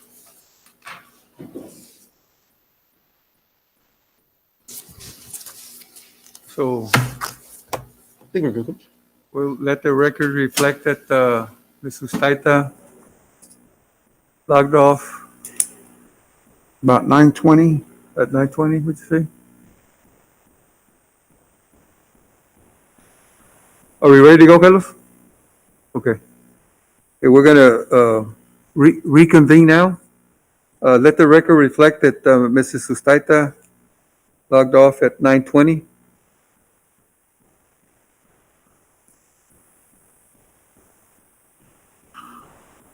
The time now is 9:28. And we'll reconvene with our board meeting. Dr. Canales. So for the personnel matters, for the employment of personnel, no action. Resignations, no action. And the deliberation regarding the appointment, employment, evaluation, reassignment, duties, discipline, or dismissal of a public officer or employee under Texas Government Code 551.074 and 551.071, no action. On item B, No action on the deliberation regarding acquisition of real property, Texas Government Code 551.072. and on the consultation with attorney regarding the litigation on student versus Weslaco Independent School District for Special Education Officer, docket number 220 SE 0320. I move to accept the recommendation of the superintendent and the school's attorney and direct the superintendent and the school's attorney to proceed as discussed in closed session concerning student versus Weslaco Independent School District before a special education hearing officer for the state of Texas, docket number 219-SE-0320. Okay, we have a motion by Mr. Los Santos and a second by Mr. Nieto. Is there any discussion? Just one clarification. This item is 220 SE 0320. It may have been written down in reverse order. But to clarify, that's your motion with regard to the 220 SE 0320. Yes. Okay. So we stand corrected, and I have a motion by Mr. Los Santos and a second by Mr. Nieto. Do we have any discussion? If not, we'll take it to a vote. Mr. Nieto? Aye. Mrs. Sustaita is not with us. Costelvino? Aye. Mr. Los Santos? Aye. Mr. Gonzalez? Aye. Let's see, Dr. Jaime? Aye. Motion carries. And on the student versus Weslaco Independent School District before Special Education Officer for State of Texas, docket number 219-SE-0320. Move to accept the recommendation of the superintendent and the school's attorney and direct the superintendent and the school's attorney to proceed as discussed in closed session concerning student versus Weslaco Independent School District before a special education hearing officer for the state of Texas, docket number 219-SE-0320. Do I have a second? Mr. Nieto? Mr. Nieto, second. We have a motion by Mr. Los Santos and a second by Mr. Nieto for the student versus Weslaco Independent School District for Special Education Officer for the state of Texas, docket number 219-SE-0320. Any discussion? I move for your vote of approval. Mr. Los Santos? Aye. Mr. Nieto? Aye. Dr. Rodriguez? Aye. Jose Trevino? Aye. Mr. Gonzalez? Aye. Motion carries. And I don't think we have anything else. Motion to adjourn. Do we motion to adjourn? Okay, we are adjourned. The time now is 9:32.